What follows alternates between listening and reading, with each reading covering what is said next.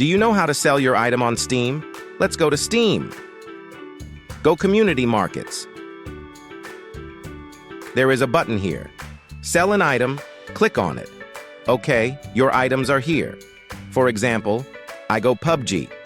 There are no items for PUBG, so I go Payday 2. These are my items. For example, I choose this, and as you see, it's 3 cents in the market. This is the price.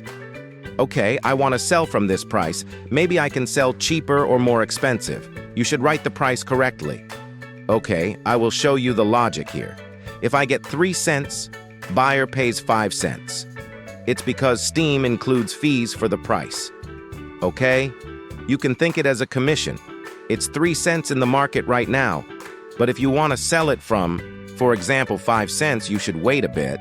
You can create a sell request and sell it in the future because the market price must rise.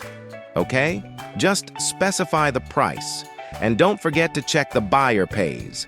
In the market, users will see this price, 7 cents. For example, I want to make it 5. Buyer will pay 5 cents. Let's say 6. And I will get 4 cents from this item. Let's click here and agree to the terms. And after that, put it up for sale. Click on it. Your sell order is ready. And it says that market listing will be held for 15 days.